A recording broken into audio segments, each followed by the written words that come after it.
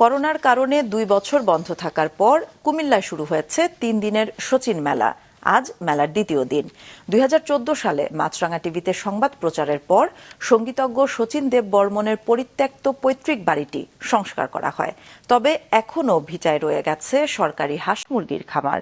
কুমিল্লা প্রতিনিধি জাহাঙ্গীর আলম ইমরুলের পাঠানো তথ্য ও ছবিতে ডেস্ক রিপোর্ট।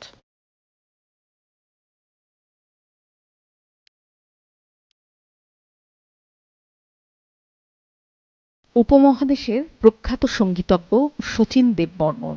জন্ম 1906 সালে কুমিল্লা শহরের চরঠায় ত্রিপুরার রাজ পরিবারের।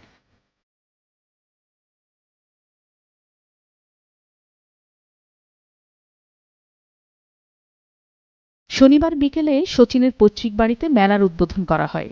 মেলায় স্থান পেয়েছে জেলার বিভিন্ন ঐতিহ্যবাহী পণ্য সামগ্রীর স্টল। কুমিল্লা সহ দেশ বরেণ্য শিল্পীরা সঙ্গীত পরিবেশন করছেন মেলায়।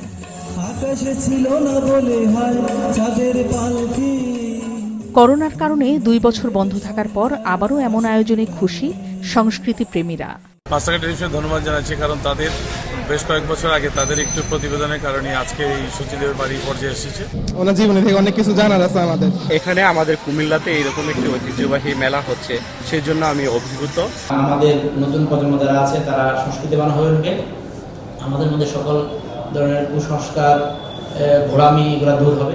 সঙ্গীতের নেশায় 1944 সালে কুমিল্লা থেকে ভারতের বোম্বেতে পাড়ি জমান শচীন দেববর্মন। আর এরপর প্রায় 6 যুগ ধরে পরিত্যক্ত ছিল তার পৈতৃক বাড়িটি এবং এর প্রাঙ্গণে হাঁস মুরগির খামার বানায় পাকিস্তান সরকার। 2014 সালে 1 অক্টোবর মাছরাঙা টিভিতে এ নিয়ে একটি প্রতিবেদন প্রচারিত হলে বাড়িটি সংস্কারের উদ্যোগ নেয় জেলা প্রশাসন, কিন্তু এখনও রয়ে গেছে খামারটি।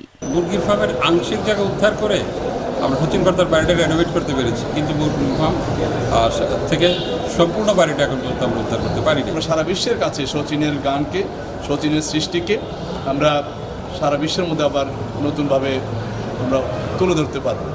সম্প্রতি বাড়িটি প্রত্নতত্ত্ব অধিদপ্তরের কাছে হস্তান্তর করেছে জেলা প্রশাসন। সংস্কৃতি বিষয়ক মন্ত্রণালয়ের মাননীয় প্রতিমন্ত্রী মহোদয় ভিজিট করেছেন, মন্ত্রণালয়কে অবহিত করা হয়েছে। এরপরে সরকারি সিদ্ধান্ত পেলে সে অনুযায়ী আমরা কাজ করব। 2015 সালের 25শে মে কুমিল্লায় শচীনের বাড়িটি সংস্কার কাজের উদ্বোধন করেন প্রধানমন্ত্রী শেখ হাসিনা।